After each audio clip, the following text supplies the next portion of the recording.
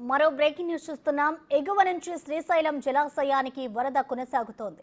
జలాశయం నుంచి సాగర్ కు 3,27,969 క్యూసెక్ల ఇన్ఫ్లో ఉంది.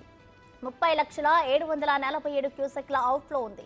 సాగర్ పూర్తి స్థాయి నీటి మట్టం 590 అడుగులకు గాను ప్రస్తుతం 544.60 అడుగులకు చేరుకుంది.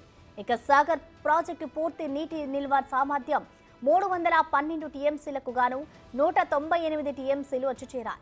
సాగర్ కు భారీగా వరద వచ్చి చేరుతుండటంతో అన్నదాతలు ఆనందం వ్యక్తం చేస్తున్నారు.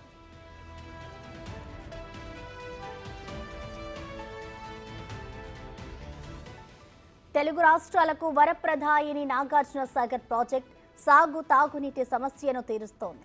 అయితే ఈ రోజు సాయంత్రం 4 గంటలకు నీటి విడుదల చేయాలని తెలంగాణ ప్రభుత్వం నిర్ణయించింది.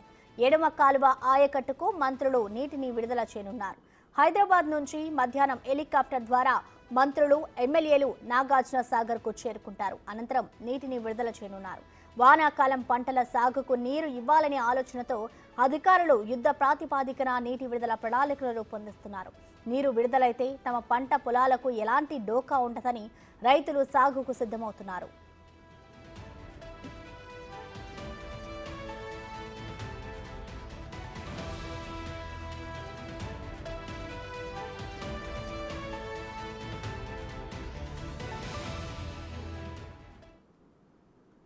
దీనిపై మరింత సమాచారాన్ని నల్గొండ నుంచి మా ప్రతినిధి పుల్లారావు లైవ్ ద్వారా అందిస్తారు. పుల్లారావు, చెప్పండి, ఇవాళ నాగార్జున సాగర్ నీటి విడుదలకు సంబంధించిన డీటెయిల్స్ ఏంటి? అలాగే దీనికి ఎవరెవరు హాజరు కాబోతున్నారు? పుల్లారావు,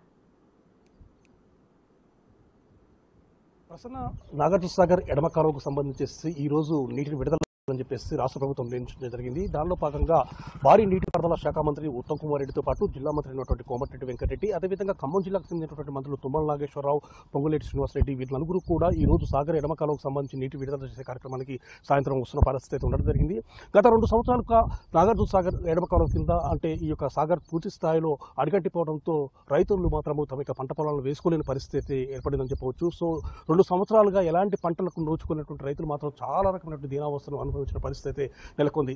కానీ ఈ సంవత్సరము ఆ సాగర్ జలాశయానికి మాత్రం ఎగువ ప్రాంతంలో కురిసినటువంటి భారీ వర్షాల వల్ల భారీ ఎత్తున కూడా వరద నీరు వచ్చి చేరుతుందో సాగర్ జలాశయం మాత్రము నిండుకుండలా తయారయ్యే పరిస్థితి మాత్రం చాలా సమీపంలో ఉందని కూడా చెప్పవచ్చు. ప్రజెంట్గా శ్రీశైలం జలాశయం నుండి దాదాపు 3,30,000 క్యూసెక్ల వరద నీరు అనేది సాగర్ జలాశయానికి వచ్చి చేరుతుందో సాగర్ జలాశయం గంటకు కూడా పెరిగిపోతున్నటువంటి పరిస్థితి అయితే ఉండడం జరిగింది. 590 అడుగుల నీటి మట్టానికి గాను ప్రజెంట్గా 545 అడుగుల నీటి మట్టానికి సాగర్ జలాశయంలో ఉన్నటువంటి నీరు అనేది చేరుకోవడం జరిగింది. అదేవిధంగా సాగర్ జలాశయంలో నీటి నిల్వ సామర్థ్యం 312 టీఎంసీలు ఉండగా ప్రజెంట్గా దాదాపు 200 టీఎంసీల నీరు వరకు చేరిందని చెప్పేసి కూడా అధికారులు చెప్పిన పరిస్థితి అయితే ఉంది. మరో 112 టీఎంసీల నీరు చేరినట్టయితే మాత్రం సాగర్ జలాశయం పూర్తి స్థాయిలో నిండిపోయే అవకాశం ఉంది.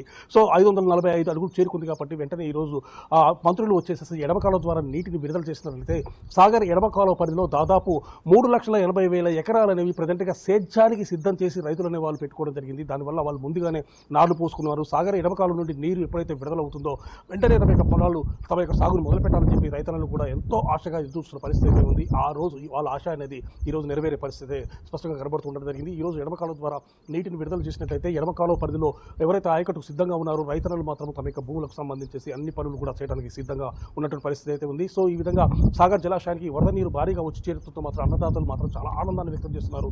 ఇక మా పంటలకు ఎలాంటి డోకా ఉండదు.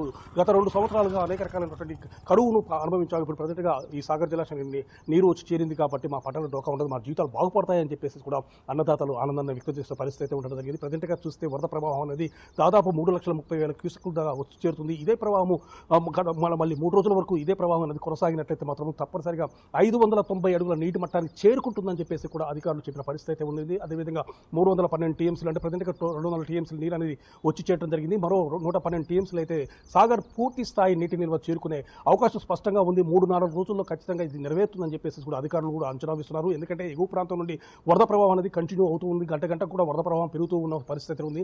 ఎగువ ప్రాంతాలు ఏంటంటే ముఖ్యంగా శ్రీశైలం జలాశయానికి సంబంధించి కూడా తుంగభద్ర, అదేవిధంగా జూరాల తదితర ప్రాంతాల నుంచి కూడా వరద నీరు ఎక్కువగా వచ్చి చేరుతుండటంతో శ్రీశైలం జలాశయం నుండి దాదాపు 10 గేట్లు క్రస్ట్ గేట్లు అనేవి 10 అడుగుల మేర అయితే నీటిని విడుదల చేస్తున్న పరిస్థితి అయితే ఉంది. సో ఈ విధంగా వరద నీటి ప్రవాహంతో మాత్రము సాగర్ జలాశయం పూర్తి స్థాయిలో నిండే అవకాశం అయితే కనబడుతుంది. దీనివల్ల అన్నదాతలు మాత్రం ఆనందాన్ని వ్యక్తం చేస్తున్న పరిస్థితి ఉందని చెప్పవచ్చు. Prasanna, thank you Pullarao.